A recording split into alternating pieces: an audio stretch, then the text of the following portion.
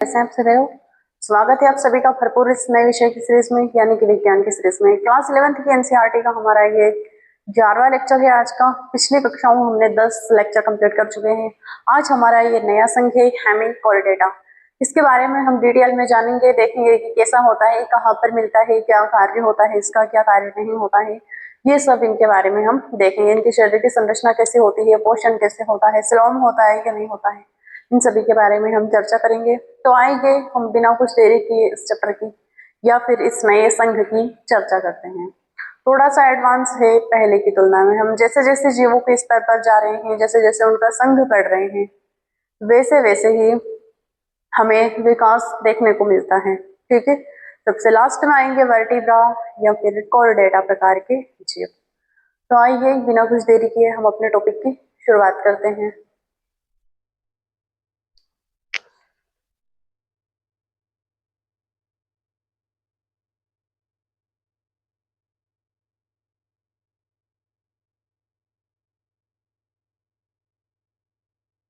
तो क्या है हमारा संघ हेमी-कोर्डेटा। हेमी-कोर्डेटा का अर्थ क्या होता है? आधा कोर्डेट। ठीक है, हेमी-कोर्डेटा का मतलब क्या होता है? आधा कोर्डेट यानी कि हाफ कोर्डेट। हेमी का जैसे कि हेमिस्फेयर अर्धगोलार्ध, सेरिब्रल हेमिस्फेयर है ना, सेरिबेलम, सेरिब्रम, ये सब क्या होते हैं? हेमिस्फेयर यानी कि अर्धगोलार्ध। तो हेमिस्फेयर का मतलब भी क्या होता है? हेमी का मतलब क्या होता है यहाँ पर? आधा। और कोर्डेटा का मतलब कोर्डेटा। पहले इसे कोर्डेटा का उपसंघ यानी कि सब फाइलम माना जाता था। पहले ये कोई संघ नहीं था, ये कोर्डेटा का उपसंघ कहलाता था, इसे सब फाइनल माना जाता था।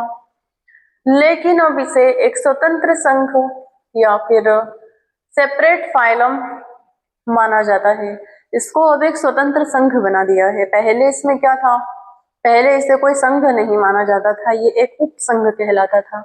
लेकिन इसे अब एक स्वतंत्र संघ में बना दिया गया है। ठीक है, कहाँ कहाँ पर मिलते हैं ये भी देखते हैं।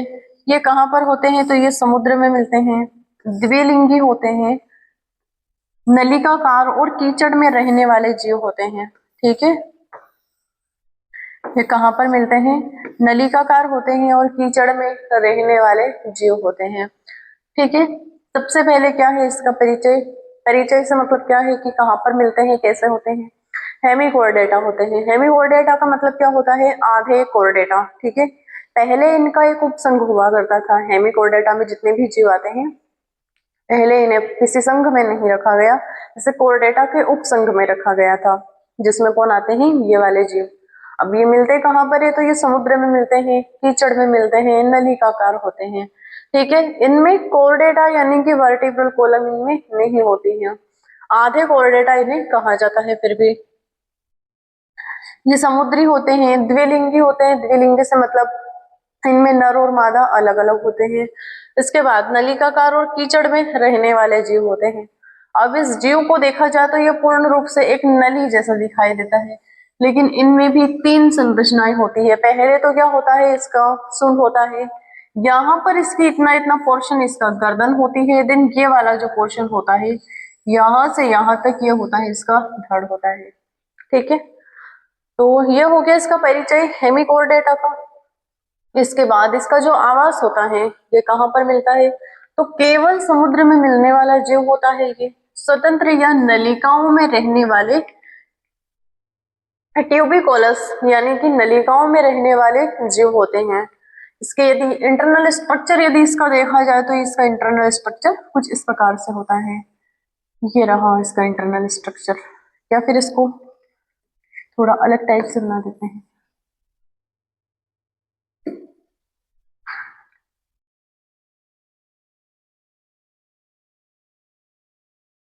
ये तो हो गया इसका पहला भाग। फिर यहाँ से यहाँ तक का जो भाग होता है इसका, ये गर्दन का भाग होता है। देन इसके बाद जो इसकी पूंछ नुमा संरचना होती है, ये पूंछ नहीं होती है, ये धड़ होता है इसका। ठीक है, ये इसका क्या होता है? धड़ होता है। ये वाला जो भाग हो गया, ये इसका शीर्ष भाग हो गया। अब इसमें कहीं से कहीं तक आपको कोऑर्डिनेट नहीं दिखाई देती है। ठीक है, इसलिए इन्हें हेमिकोर्डेटा कहते हैं, आधे कोर्डेटा वाले जीव। ये तो हो गया इसका शीर्ष भाग, जिसे क्या दिया गया है नाम, सूंड नाम दिया गया है इसे। फिर ये वाला जो भाग होता है ये क्या दिया गया है इसमें, गर्दन। ठीक है, और ये वाला जो भाग है इसमें धड़ दिया गया है। इसमें पोषण कैसे होता है, कंप्लीट डाइजेस्टिव सिस्टम वाले जीव होते हैं, कंप्लीट आहार नाल होती है इन जीवों में। ठीक है, तो ये तो हो गया इसका आवास के कहां पर मिलते हैं, तो केवल समुद्र में मिलते हैं, केवल समुद्र में मिलते हैं। ठीक है, कीचड़ में भी मिलते हैं। ठीक है, केवल समुद्र और कीचड़ में मिलने वाले जीव होते हैं।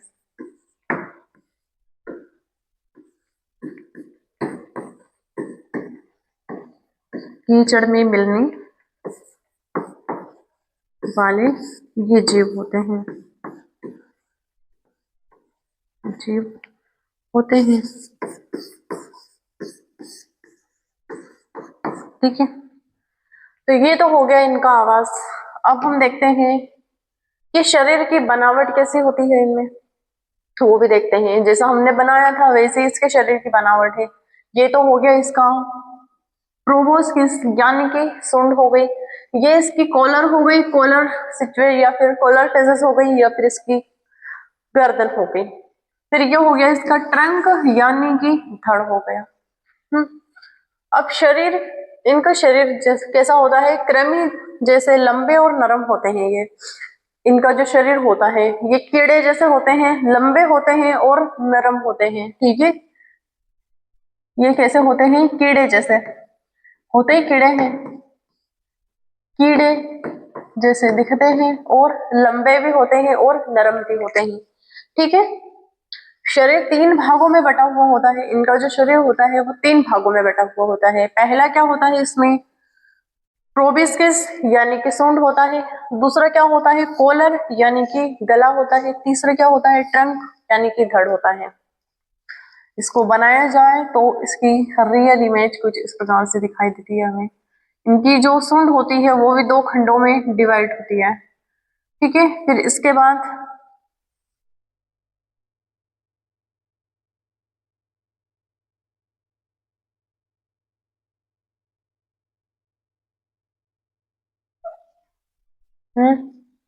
अब इसको यहां से कैसे भी ले जाओ, इधर ले जाओ या फिर इधर ले जाओ, कोई फर्क नहीं पड़ता है।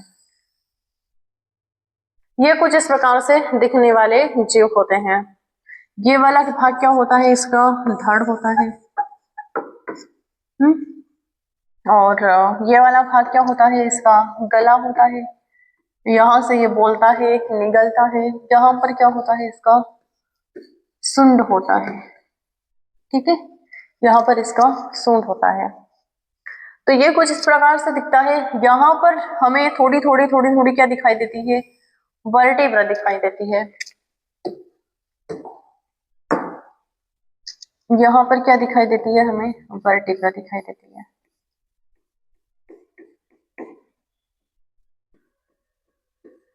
ये रहे इसके वर्टेब्रा, ये इसकी वर्टेब्रल कॉलम होती है, और यहाँ से क्या होती है, इसमें नर्व निकलती रहती है। तो ये हो गई हेमिकोर्डेटा, इनके शरीर की बनावट। यहाँ पर कुछ स्ट्रक्चर मिलते हैं हमें जिसे हम आहार नाल बोलते हैं। वैसे इनका जो आहार नाल होती है वो कंप्लीट डाइजेस्टिव सिस्टम वाले जीव होते हैं, कंप्लीट एलिमेंट्री केनाल होती है। ये फोल्डेड होता है, तो इसकी जो आहार नाल होती है वो भी फोल्डेड होती है। अब इसमें समानता क्या है, तो बायलेटरल सिमेट्री और त्रिस्तरीय यानी कि ट्रिप्लोब्लास्टिक वाले ये जीव होते हैं। ठीक है, ये देखो ये मुड़े हुए भी मिलते हैं, तो इनमें सेकोग्लोसस इनकी आहार नाल हो गई, सेफोलोडिस्कस ये इनमें कुछ नर्व निकलती है, बेलेंग्लोगोनस ये कुछ इस प्रकार के ये जीव होते हैं जिसमें फाइलम हेमिकोर्डेटा में आते हैं। अब इनकी जो सिमेट्री कैसी होती है, तो द्विपार्श्विक सममिति होती है। इसमें इनमें क्या होता है, द्विपार्श्विक सममिति होती है, सममिति होती है। ठीक है। देन इसके बाद इसमें त्रिस्तरीय परतें होती है, यानी कि ट्रिप्लोब्लास्टिक। जर्म लेयर कितनी होती है इसमें? त्रिस्तरीय।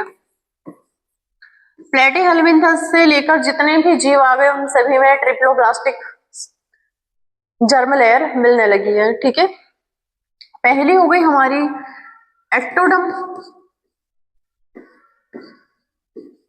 जहां भी डर्म का मतलब हुआ वहां पर बात होती है लेयर की या फिर स्किन की, त्वचा की। ठीक है, दूसरी हो गई मीजोडर्म। ये मीजोडर्म क्या करती है? ये मांसपेशियां बनाने में सहायक होती है। तो ये हो गई हमारी मीजोडर्म।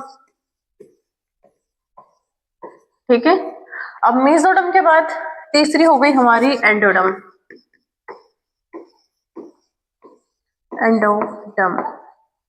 ठीक है, अब एक्टोडर्म और मीजोडर्म के बीच में वही इनमें एक जेले लाइक स्ट्रक्चर दिखाई देने को मिलता है हमें। वो क्या करता है? वो इनकी बॉडी की बनावट और इनमें फोल्डिंग के लिए जिम्मेदार होता है। इसके बाद देखते हैं कि इनकी संरचना यानी कि बॉडी कैविटी में क्या होते हैं?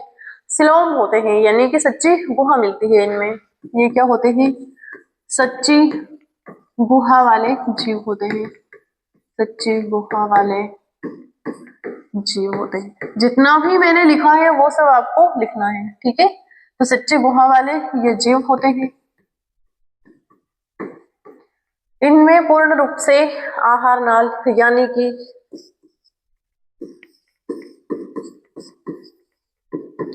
पूर्ण आहार नाल मिलती है। ठीक है, और वही जो आहार नाल होती है, बॉडी कैविटी बनती कैसे है?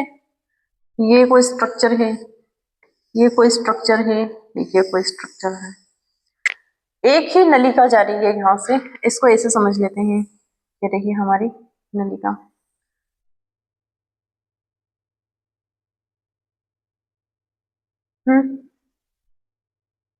ये यहां पर खत्म हो गई। ठीक है,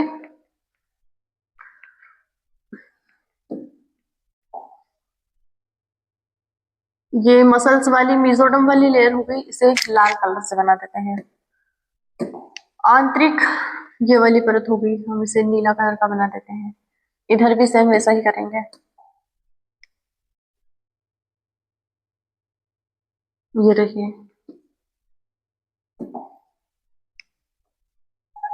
ये देखिए। ठीक है, तो ये क्या हो गई? हमारी इंटरनल स्ट्रक्चर हो गया। अब ये तो इसकी परत होगी, जैसे यहाँ पर परत है वैसे ही ठीक यहाँ पर होती है परत। ये इससे जुड़ गई, ये इससे जुड़ गई जो मसल्स का निर्माण करती है। ठीक है, इसके बाद ये वाली जो परत होती है ये क्या कहलाती है? ये गुहा कहलाती है, यानी कि एक होल बनाती है। ठीक है, यहाँ पर भी बॉडी सेल होते हैं, सेगमेंट लगे हुए होते हैं इनमें, जो क्या करते हैं? ब्लड वेसल्स को रोकने का कार्य करते हैं। कुछ में सीलिया होते हैं जो किसी वस्तु को धकेलने का कार्य करते हैं, कुछ में माइक्रोविली होते हैं। ये देखिए, ये होल बनाती है। वास्तविक रूप में हमारा जो होल होता है, हमारी जो गुहा होती है, हमारी जो कैविटी होती है, वो इतना इतना पोर्शन जो दिखाई देता है यहीं से होती है।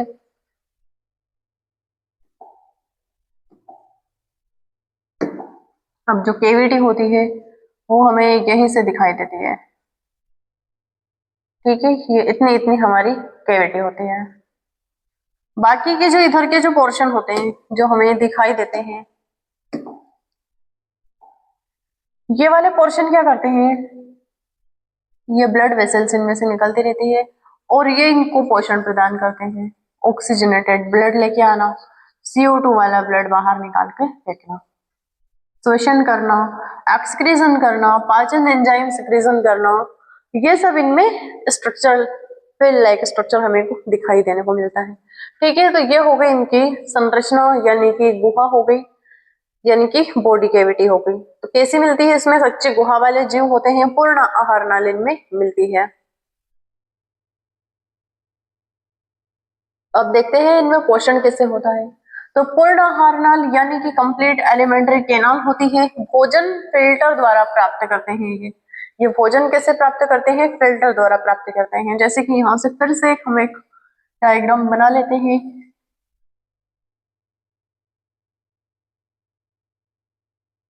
ये रही इसका सूंड, फिर यहाँ से हम बनाएंगे इसकी गर्दन, ये बना ली हमने इसकी गर्दन। अब यहाँ से फिर से हम लेंगे इसका स्ट्रक्चर। अब इसमें हम पाचन तंत्र देखते हैं, ठीक है। यहां से लेकर एक नलिका निकलती है जो सीधे कहां तक जाती है, एनस तक।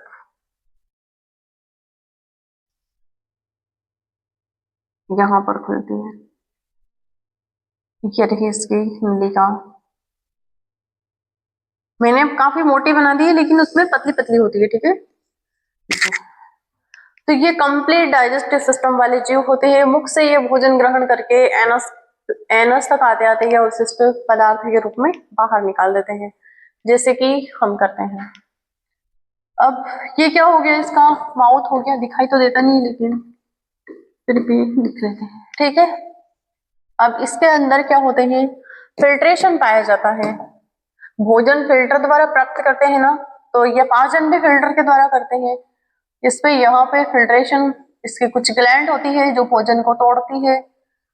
और समुद्र में होते हैं, कीचड़ में होते हैं। कीचड़ का जब फिल्टर होता है, कीचड़ में दलदली भूमि बनती है, तो कीचड़ का जब पानी होता है ऊपर से वो साफ होता है, तो उस पानी को ये, उस फिल्ट्रेशन को ये सोख लेते हैं, ठीक है। वो ये सोख लेते हैं और उसी फिल्ट्रेशन से अपना भोजन प्राप्त करते हैं, ठीक है। यानी कि ये फिल्टर फीडर भी कहलाते हैं, क्योंकि फिल्ट्रेशन से अपना पोषण करते हैं। तो ये हो गए इनमें। फिर श्वसन, गिल्स सॉरी, गिल स्टिल्स या फिर स्लिट्स के द्वारा ये श्वसन करते हैं। इनमें गिल्स भी होते हैं, उस गिल्स के द्वारा ये श्वसन करते हैं। आमतौर पर एक या अधिक गिल स्लिट गले में उपस्थित होते हैं। इनका जो गला होता है यहाँ पर, ये तो हो गई इसकी सूंड, दिखाई भी नहीं देगा ये कलर लिया था, ठीक है। ये क्या हो गई, इसकी सूंड हो गई, ठीक है। इसके बाद ये हो गया इसका गला। अब इस गले के यहाँ पर गिल्स पाए जाते हैं, किसी में एक पाया जाता है तो किसी में दो पाए जाते हैं। जैसे कि हमारे फेफड़े होते हैं ना, यहाँ पर इनके गिल्स होते हैं। इन गिल्स के द्वारा वो क्या करते हैं, गिल्स का मतलब क्या होता है हिंदी में, गल फड़े, ठीक है। गलफड़े यानी कि गले में मिलने वाली संरचना, ठीक है। गले में मिलने वाली फेफड़े, हम फेफड़े बोलते हैं, हमारे लंग्स बोलते हैं, इन्हें हम क्या बोलते हैं, गिल्स। दो शब्दों से मिला है ना, गल यानी कि गले में मिलने वाले। अब फेफड़े का एफ हटा दिया, यहाँ से फ हटा दिया, इसका पूरा नाम क्या लिख दिया उन्होंने, गिल्स लिख दिया। तो फेल लाइक स्ट्रक्चर ये कुछ ऐसा होता है, इनमें गला होता है और गले के पास जो गिल्स मिलते हैं वहां पे ये श्वसन करते हैं, ठीक है। अब श्वसन कैसे होता है इनमें, आमतौर पर गिल्स या स्लिट गले में उपस्थित होते हैं। इन गिल्स के द्वारा गैसों का एक्सक्रीजन करते हैं। अब देखते हैं इनमें परिसंचरण तंत्र। ओपन टाइप परिसंचरण तंत्र होता है, ये कोई बॉडी स्ट्रक्चर है, समझाने के लिए, ऐसा नहीं होता है उसमें, ठीक है। अब इस बॉडी स्ट्रक्चर में ढेर सारा ब्लड भरा पड़ा है, बनाते हैं अपन ब्लड भी, ये रहा। इसको आज ब्लड जैसा ही फील करवाएंगे, ठीक है।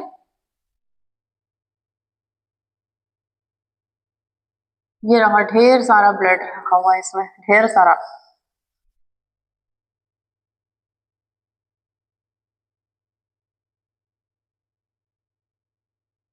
इनमें कोई हार्ट नहीं मिलता है, कोई परिसंचरण तंत्र नहीं मिलता है, जैसे कि हमारा परिसंचरण तंत्र होता है, मेंढक में होता है, मछली में होता है। हमने कल जो देखा था, कौन सा संघ देखा था हमने,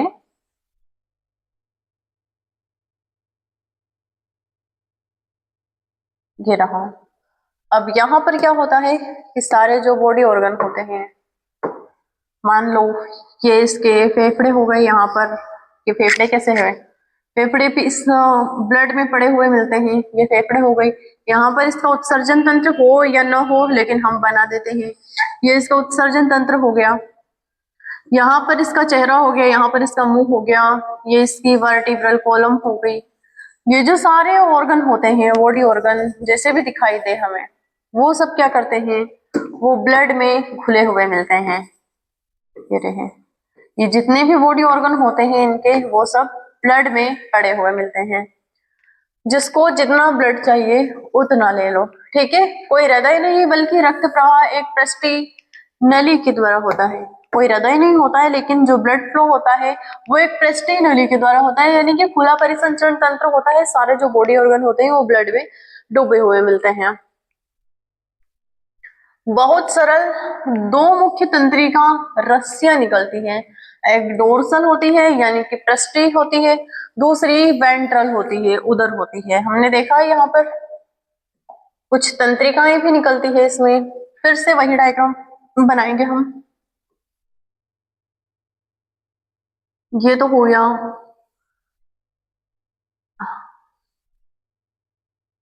ये इसकी गर्दन हो गई। आज इसकी गर्दन मोटी बना देते हैं थोड़ी सी, ठीक है। पहले क्या हो गई इसकी, यानी कि इसका जो पृष्ठीय भाग होता है इसमें एक नर्व निकलती है। पहली जो नर्व हो गई इसकी, इसमें एक नर्व निकलती है, कहां तक, यहीं तक, शुरू से आखिर तक दो नर्व सिग्नल निकलती है। दूसरी जो निकलती है इसी के ऊपर, यानी कि उधर साइड निकलती है। पहली कहां पर निकलती है, इसके पृष्ठीय साइड, यानी कि इसकी जो सरफेस होती है वहां पर एक नर्व निकलती है, और दूसरी नर्व इसके पेट के साइड निकलती है, ठीक है। तो दो वेंट्रल इसमें नर्व दिखाई देते हैं। अब वही नर्व सिग्नल एक दूसरे अंगों से जुड़ती है और हमें इसके बॉडी को सिग्नल देती है, नर्व सिग्नल देती है। कुछ भी होता है, कुछ खतरा महसूस होता है तो वो नर्व सिग्नल देती है। इनकी भी एक खासियत होती है कि जब इन्हें खतरा महसूस होता है तो ये जीव क्या करते हैं, अपनी पूरी बॉडी को सिकोड़ लेते हैं। अभी भी सिकुड़ा हुआ है, यदि इसको खोला जाए तो काफी लंबा हो जाएगा। अब इसमें जो जनन होता है, रिप्रोडक्शन होता है, वो देख लेते हैं। तो अधिकांश तो ये द्विलिंगी होते हैं। मुख्यतः इसमें लैंगिक प्रजनन होता है। जहां जहां पर भी द्विलिंगी होते हैं तो वो क्या करते हैं, वो लैंगिक प्रजनन होता है। लैंगिक प्रजनन होता है, यानी कि सेक्सुअल रिप्रोडक्शन होता है।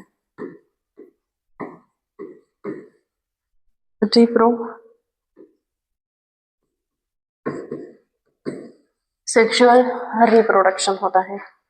निषेचन कैसा होता है, बाह्य होता है, मतलब जल के माध्यम से इनमें निषेचन होता है। इनमें क्या करते हैं, ये जल में अपनी जनन कोशिकाओं को बहा देते हैं। इसको यहां से मिटा के यहां पे लेके आ जाते हैं, ठीक है।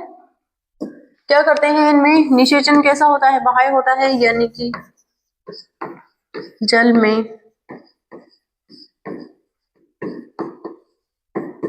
जनन, इसको जनन कोशिका क्यों बोलते हैं, क्योंकि बॉडी का जो निर्माण होता है वो कोशिका के द्वारा ही होता है। कोशिका का जब कोशिका के केंद्रक मिलते हैं तो बॉडी का एक निर्माण होता है। इन्हें हम जनन कोशिका न बोलते हुए इन्हें युग्मक भी बोल सकते हैं। युग्मक एक ही बात है, युग्मक भी कोशिका ही कहलाती है, ठीक है, यानी कि गैमेट। अब जनन कोशिकाएं कहां पर मिलती है, जल में मिलती है। तो जल में जनन कोशिका मिलने से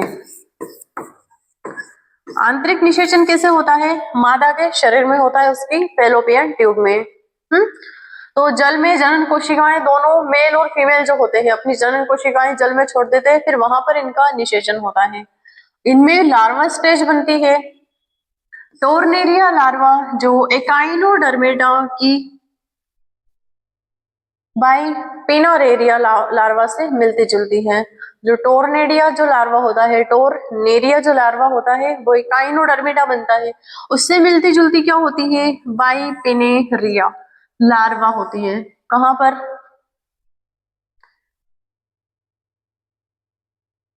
अब ये जो होता है इनका लार्वा क्या मिलता है, जल में जनन कोशिकाएं बन गई, निषेचन हो गया, तो कौन सा लार्वा बना है इसमें, ये देखते हैं। वो लाइन थोड़ी अजीब से दी है जो आपको समझ में नहीं आएगी। इसका लार्वा कौन सा है, टोरनेरिया, ठीक है। ये किसका है, जल में जो जनन कोशिका से युग्मनज हुआ, युग्मनज नहीं बनता इसमें, लार्वा बनता है। तो कौन सा, टोरनेरिया लार्वा बना, जिससे क्या बनता है, हेमिकोर्डेटा।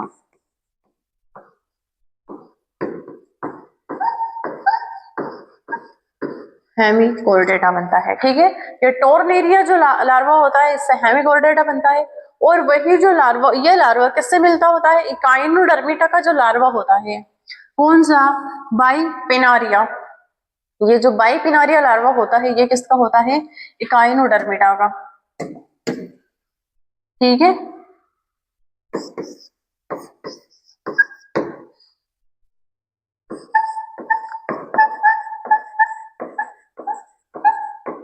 बाइपिनारिया जो लार्वा होता है वो किसका होता है? इकाइनोडर्मिटा का, यानी कि कंटक वाले जो जीव होते हैं उनका, कांटे वाले जीव, इकाइनोडर्मेटा। डर्मेटा का मतलब त्वचा, इकाइनो का मतलब कांटे, हेमिकोर्डेटा। ठीक है, यानी कि आधे कोर्डेटा वाले जीव जिनमें आधी वर्टिब्रल कॉलम मिलती हो। उदाहरण कौन कौन से होते हैं इसमें? बेलानोग्लोसस। बेलानोग्लोसस इसका मुख्य उदाहरण होता है, जिसको हम देखते आ रहे हैं, जिसकी हमने संरचना बनाई है। सेस्कोग्लोसस, और दूसरा है हमारा टाइकोडेरा। ये इसके मुख्य उदाहरण हो गए। अब इनकी विशेष जो टिप्पणी होती है, इंपॉर्टेंट पॉइंट इनमें याद रखने योग्य क्या होता है कि हेमिकोर्डेटा का नाम इसलिए पड़ा क्योंकि पहले नोटोकॉर्ड जैसी संरचना इसमें मिलती थी, यानी कि स्टोमोकॉर्ड मानी जाती थी। इनकी जो स्टोमोकॉर्ड होती है वो क्या? नोटोकॉर्ड जैसी संरचना मानी जाती है, यानी कि वर्टिब्रल कॉलम जैसी इनमें संरचना दिखाई देती थी, इसलिए इन्हें पहले उपसंघ में रखा गया। लेकिन वैसी कोई संरचना नहीं दिखाई देती है, सिर्फ ये जो स्टोमोकॉर्ड होती है वो नोटोकॉर्ड माना जाता था। स्टोमोकॉर्ड को ही इन्होंने, वैज्ञानिकों ने, नोटोकॉर्ड मान लिया था। अब यह ट्रियो नोटोकॉर्ड नहीं मानी जाती है क्योंकि इसमें तो स्टोमोकॉर्ड मिलती है, उनका स्टमक में जो संरचना मिलती है, इनकी जो स्टमक गुहा होती है, उन्हें स्टोमोकॉर्ड दिया था, उसे ही वैज्ञानिकों ने नोटोकॉर्ड मान लिया था। इसी कारण अब इसे नॉन कोर्डेट के रूप में वर्गीकृत किया। इनमें कोई भी वर्टिब्रल कॉलम नहीं मिलती है, इसलिए इन्हें क्या लिखा है? नॉन कोर्डेट वाले जीव। और इसकी सारांश तालिका में इनका जो शरीर का विभाजन होता है, विशेषता, और ये कुछ गड़बड़ सा लग रहा है मुझे, शरीर का विभाजन प्रोबियोसिस, कॉलर और ट्रंक। यहाँ पे विवरण में हम खुद ही लिख लेंगे कि इसमें क्या होता है। एक तो सूंड होता है, दूसरी क्या होती है इसमें गला होता है, तीसरी संरचना क्या होती है इसमें? इसका धड़ होता है। ठीक है, अब इसमें जो सिमेट्री होती है, ये यहाँ पर इसको उठा के लेके आ जाएंगे तो इसमें कौन सी सिमेट्री होती है? तो इसमें बायलैटरल यानी कि द्विपार्श्विक सममिति होती है। द्विपार्श्विक सममिति होती है, द्विपार्श्विक सममिति होती है। सिलोम क्या होता है? प्रेजेंट होता है, यानी कि सच्चे गुहा वाले ये जीव होते हैं,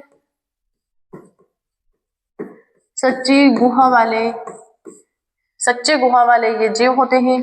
रेस्पिरेशन, यानी कि इनमें श्वसन कैसे होता है? गिल्स के द्वारा, गिल्स स्लिट्स के द्वारा। ठीक है, गिल्स स्लिट्स के द्वारा, गिल्स और स्लिट्स के द्वारा इनमें रेस्पिरेशन होता है। सर्कुलेटरी सिस्टम, खुला परिसंचरण तंत्र, खुला परिसंचरण तंत्र मिलता है इसमें। ठीक है, देन इसके बाद क्या हो गया? इनमें नर्वस सिस्टम कैसे होता है? सिंपल नर्वस सिस्टम, बस दो नर्व निकलती है। पहली तो होती है पार्श्व यानी कि पृष्ठ भाग की होती है, ठीक है, डोर्सल साइड की, देन दूसरी होती है उदर साइड की। तो पहली होती है इसकी पृष्ठी तंत्रिका तंत्र, सरल मिलता है पृष्ठी और उदर साइड का, यानी कि दो तंत्रिका निकलती है सिर्फ, तो सरल हो गया, दो तंत्रिका निकलती है।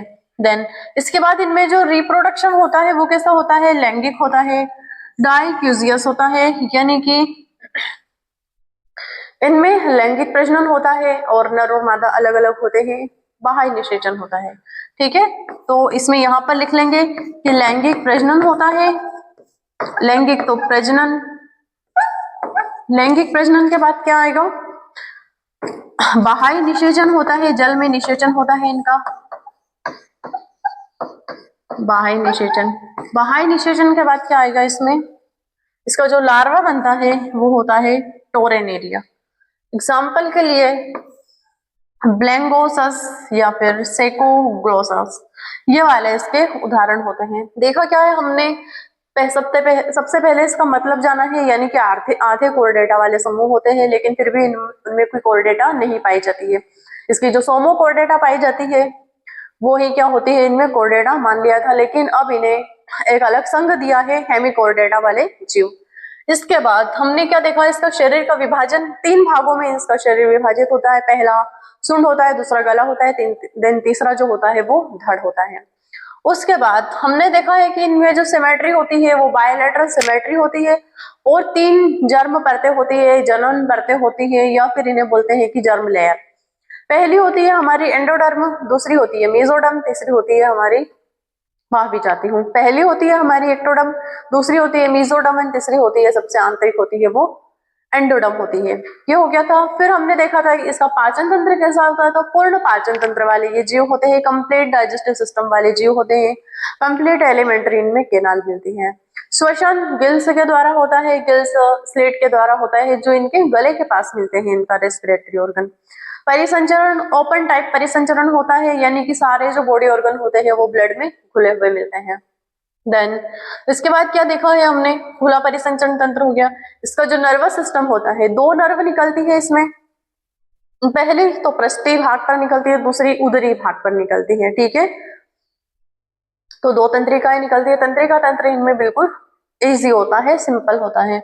इसके बाद एग्जाम्पल, फिर इसमें जो रिप्रोडक्शन होता है वो लैंगिक होता है, लैंगिक प्रजनन होता है, नर और मादा इनमें अलग अलग होते हैं। देन इससे लार्वा की उपस्थिति होती है, इसमें पहले लार्वा बनता है, लार्वा के बाद जीव का निर्माण होता है, जल में निषेचन होता है, ठीक है। तो इतना हमने देखा है, इतना हमने इसके बारे में जाना है। तो आज के लिए इतना ही। क्लास को देखते रहिएगा, पढ़ते रहिएगा। बाय, गुड डे, धन्यवाद। कल हमारा अगला समूह आएगा, अगला संघ आएगा। 11वें लेक्चर में हमने कम से कम 10 संघ पढ़ लिए हैं। सबसे पहला संघ हमने पोरीफेरा देखा था, देन सबसे आज का जो संघ है हमारा 10वां संघ ये है हमारा हेमिकोर्डेटा। तो आज के लिए इतना ही। क्लास को देखते रहिएगा, पढ़ते रहिएगा। बाय, गुड डे, धन्यवाद।